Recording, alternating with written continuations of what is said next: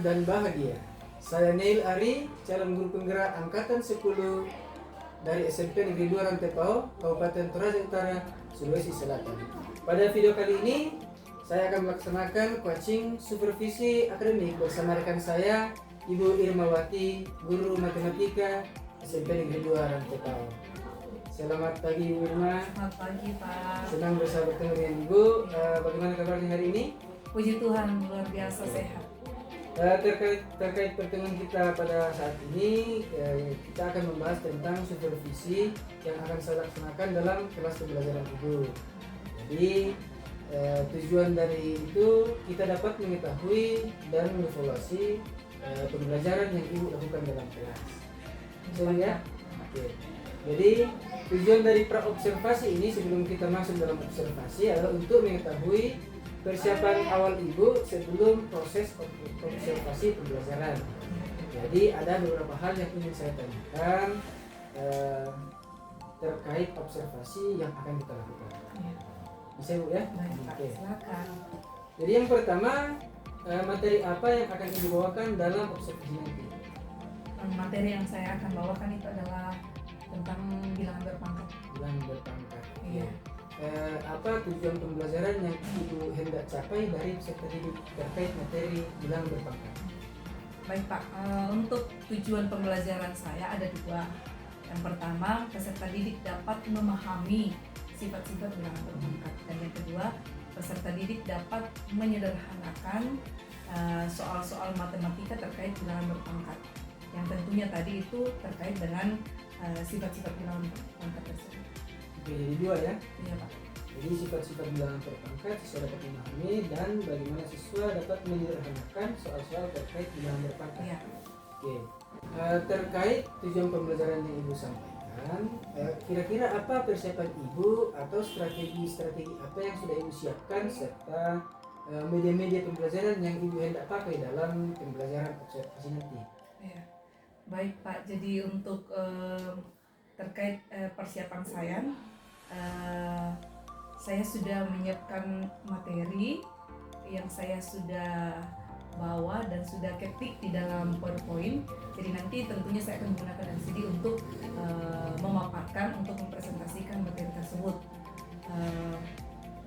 Nanti anak-anak akan dibagi dalam beberapa kelompok.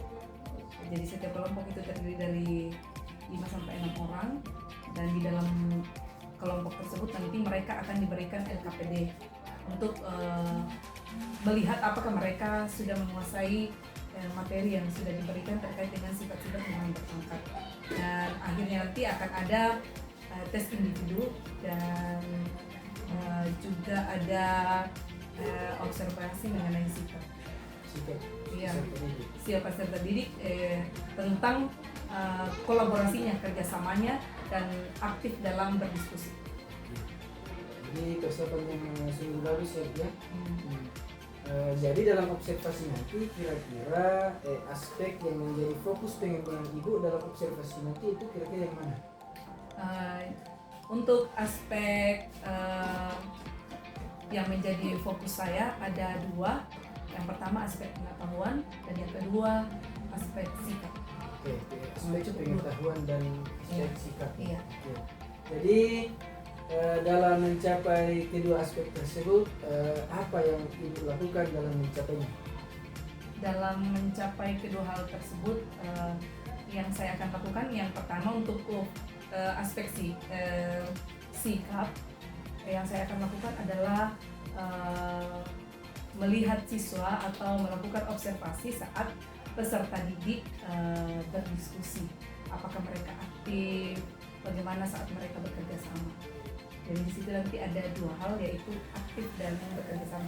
Aktif dalam bekerja sama. Aktif. Jadi di aspek pengetahuan Ibu akan melakukan penilaian. Dan untuk aspek pengetahuan saya akan melakukan penilaian dengan cara memberikan mereka LKPD. Yang saya sudah siapkan ada LKPD, dan yang kedua ada nanti tes individu untuk melihat kemampuan masing-masing anak. Jadi nanti ada dua aspek ya, aspek pengetahuan melalui LKPD dan tes individu. Lalu aspek sikap itu bisa dilihat dari pembelajaran aktif siswa dan bagaimana mereka belajar aktif dalam kelompok. Iya. Saat mereka bekerja sama, saat mereka berdiskusi, di situ dilihat bagaimana keaktifan mereka. Jadi nanti bisa kita sepakati pengembangan ibu itu aspek pengetahuan, aspek sikap, Iya. lalu pembelajaran aktif siswa dan pembelajaran kolaborasi siswa. Iya. Saya. Iya, iya, Pak. Kapan kita akan melaksanakan observasi di kelas ini?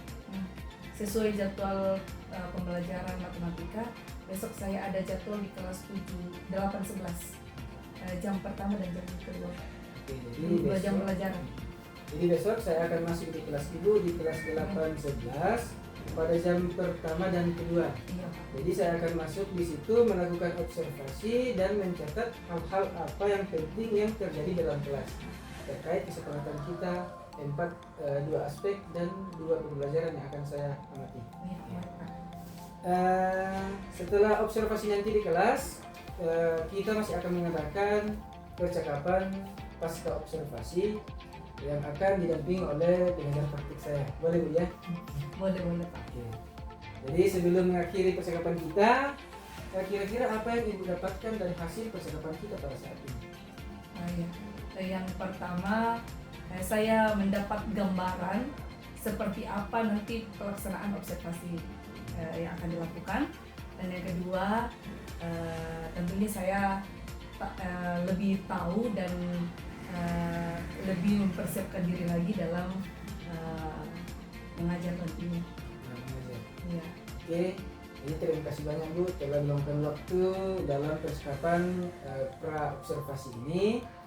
Sampai ketemu di kegiatan observasi besok dan kegiatan percakapan pasca observasi.